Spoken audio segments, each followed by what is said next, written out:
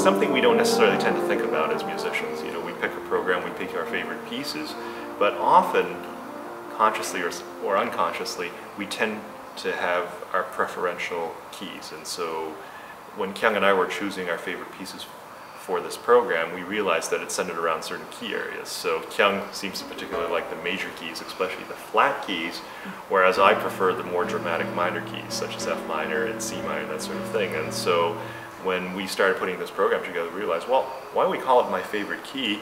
And throughout history, I think you'll notice that certain types of pieces with certain types of characters tend towards certain keys, and so that got this whole idea sort of going.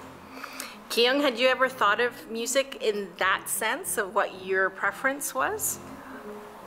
I didn't really think about it until we came up with this whole idea.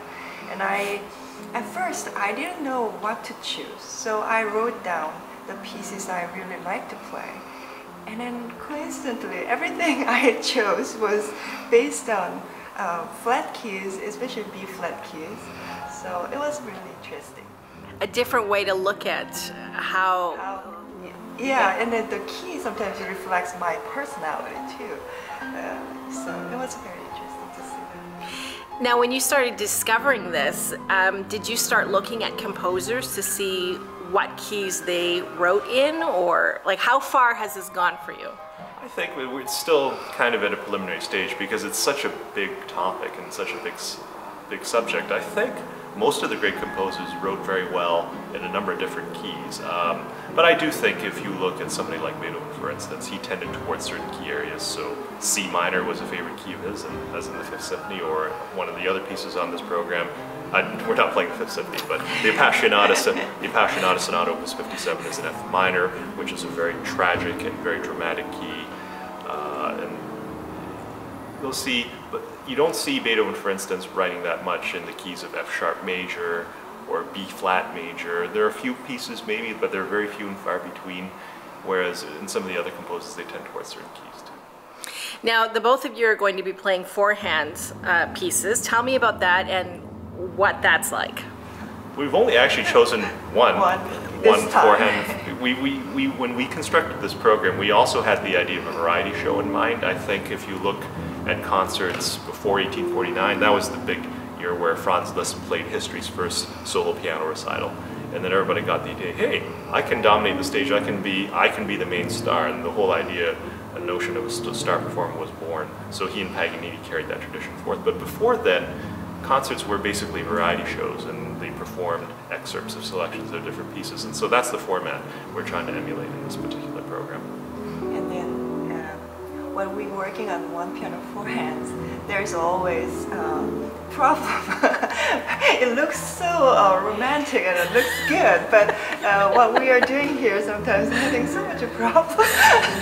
For example, like he has a really long fifth finger, and when I share with the I don't know one keyboard, it's just really hitting my hand and it's taking out my way. So I had to always just just get away from it, or we always make sure we bring the two piano benches, and I mean there's no way we can share this small chair together because he's getting bigger this wrong way.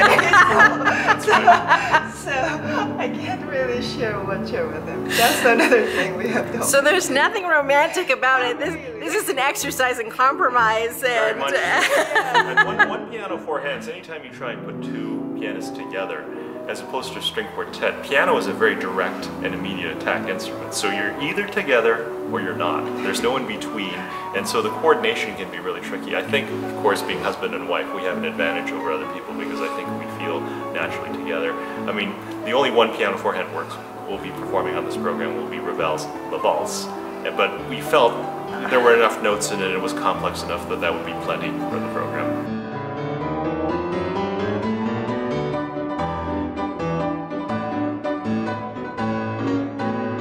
I think it's going to be kind of a musical journey. So not only are you taking a journey through different keys and getting sort of glimpse of our personalities and our biases as performers and musicians. But it's also a journey through musical time. So we're starting with 2 pieces by Cooper and we're going all the way up to La Valse. And basically you're starting with the beginnings of diatonic harmony, major minor harmony, and then you're going all the way to Ravel La Valse where there is no key. It's just sort of going away and you're in the throes of impressionism. So I think it'll be a really multifaceted journey on many fronts.